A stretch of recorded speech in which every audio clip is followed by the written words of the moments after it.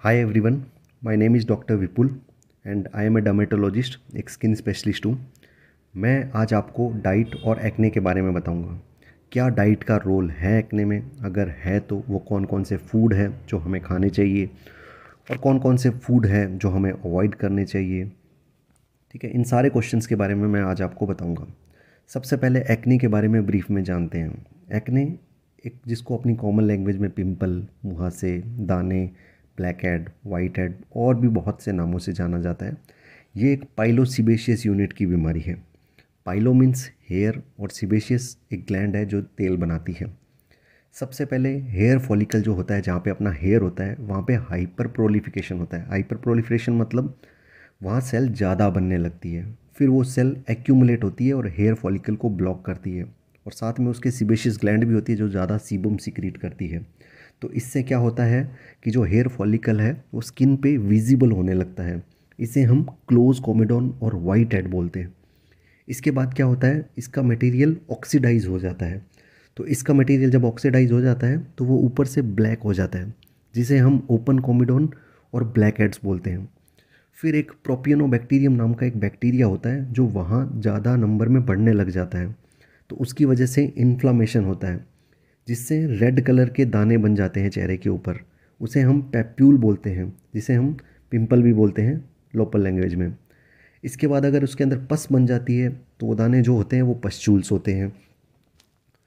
और कुछ कंडीशंस में क्या होता है कि नोड्यूल और सिस्ट बन जाते हैं, मतलब जो चेहरे पे कई लोगों के दिखते हैं ना बहुत बड़े बड़े दाने, और सम टाइम कुछ लोगों के चेहरे पे ऊपर से तो ज़्यादा नहीं दिखते, बट ऐसे छूते हैं तो बहुत मोटे मोटे अंदर दाने फील होते हैं।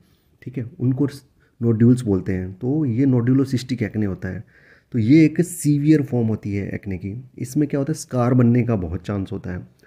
तो एक्नी में प्रॉब्लम क्या होती है कि एक्नी को ट्रीट करना ठीक है, बहुत इजी है, आप ड्रग्स ले लोगे, दवाई ले लोगे, ठीक हो जाते हैं एक्ने। बट एक बार अगर स्कार बन जाते हैं आपको, उनको ट्रीट करना बहुत डिफ़िकल्ट होता है, और बहुत सारे लेज़र कराने पड़ते हैं आपको, बहुत सारा और प्रोसीजर्स भी करानी पड़ती है, एमएनआरएफ हो गया, पीलिंग हो गया, बट बहुत जाते नहीं हैं। 70 to 80% ही रिजल्ट है।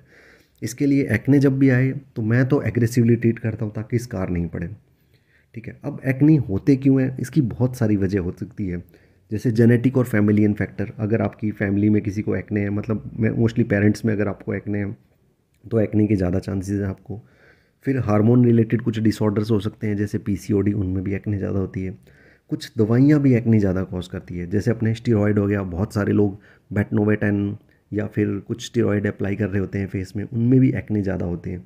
फिर लिथियम हो गया, एंटी ट्यूबरकुलर ड्रग, जो एंटी टीबी की दवाइयाँ जिनको चल रही होती है, उनमें भी एक्ने के ज़्यादा चांसेस होते हैं। फिर अपने इन्वायरमेंटल और स्ट्रेस फैक्टर, स्ट्रेस ज़्यादा लेते हैं तो एक्ने आने के ज़्यादा चांसेस होते हैं। अब डाइट, अब डाइट में कौन कौन सी है जो एक्नी कॉज करती है। सबसे पहले मैं आपको बताता हूँ high glycaemic index foods. High glycaemic index foods में कौन से होते हैं, अपने शुगर हो गया, आइसक्रीम हो गया, cake, cold drink, cookies, shake. कहने का मतलब है कि जिनमें भी ऊपर से शुगर डलती है वो सारे हाई ग्लाइसेमिक इंडेक्स फूड्स होते हैं। अब ये एक्नी कॉज कैसे करते हैं, अब जैसे ही बॉडी में अपने ये हाई ग्लाइसेमिक इंडेक्स फूड लेते हैं तो शुगर लेवल बढ़ जाता है। अगर शुगर लेवल बढ़ा तो वो इंसुलिन लेवल को बढ़ाएगा, इंसुलिन लेवल बढ़ता है तो वो एंड्रोजन के लेवल को बढ़ाता है, एंड्रोजन लेवल बढ़ा तो वो हेयर फॉलिकल में ज़्यादा हाइपर प्रोलिफिकेशन कराता है, ज़्यादा सीबम बढ़ता है, तो फिर जो मैंने आपको पहले बताया था एक्नी कॉज करता है। फिर उसके बाद में डेयरी प्रोडक्ट, डेयरी प्रोडक्ट्स में अपने मिल्क, चीज़, पनीर, मिठाइयाँ, हाँ डेयरी प्रोडक्ट एक्ने कॉज करते हैं। मैंने बहुत सारे पेशेंट्स को देखा है जो डेयरी प्रोडक्ट्स लेते हैं उनमें एक्ने होते हैं। अब ये कैसे कॉज एक्ने कराते हैं, मिल्क में ना अपने अमाइनो एसिड्स होते हैं। अमाइनो एसिड्स क्या करते हैं, इंसुलिन के सिक्रीशन को बढ़ा देते हैं। अब इंसुलिन सिक्रीशन बढ़ेगा तो वो एंड्रोजन के लेवल को बढ़ाएगा, एंड्रोजन का लेवल बढ़ेगा तो सीबम और हाइपरप्लोरिफिकेशन करेगा, तो ज़्यादा एक्ने होंगे।